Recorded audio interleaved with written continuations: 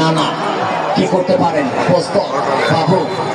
ওখানে কিন্তু অনেক আগেই কিন্তু মিরাজুল ইসলাম বলে দিলেন যে এটি মোটেই কিন্তু সম্ভব নয়, কোনো কিছুই বরদাস্ত করবে না এই মিরাজুল ইসলাম মিরাজ।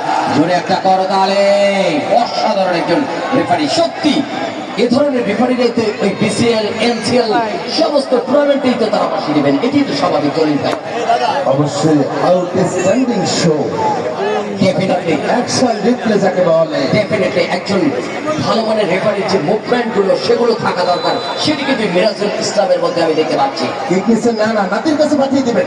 অসাধারণ কি বিপদ হবে, কিন্তু কিন্তু কিন্তু কি বললেন কর্নার শেষ পর্যন্ত। কখন ইমন তুমি যেখানে থাকো না কেন, কখন গোলের কথা বলবেন, ইমন কখন দর্শকদের ইমন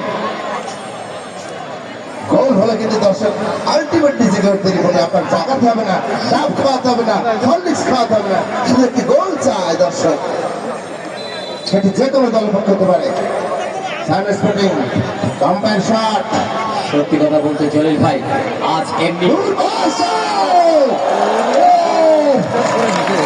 What a shot! What a shot! এই সেই বাবু যার এক হাতে রয়েছে সুপার গ্লু, যার বল ছুটে যাওয়ার না থাকে কোনো ক্লু, আর এক হাতে রয়েছে ফেভিকল, যেন ছুটে না যায় বল। এই কিন্তু সেই বাবু, নাসির বান্দা বাবু। তবে তবে জলিল ভাই একটু অ্যাড করতে চাই, জানি না এই বাবু কতক্ষণ ওই মহিবুল্লাহ তাকে আটকে রাখতে পারবে, এই সুযোগ সন্ধানী খেলোয়াড়। তবে একাধিক কিন্তু উভয় দলে ফয়সালকে তখন আটকে রাখতে পারবে, কিন্তু কখন সেই নামক সোনারের হরিণটি ছুটে সক্ষম হয় সেটাই কিন্তু দেখার বিষয়।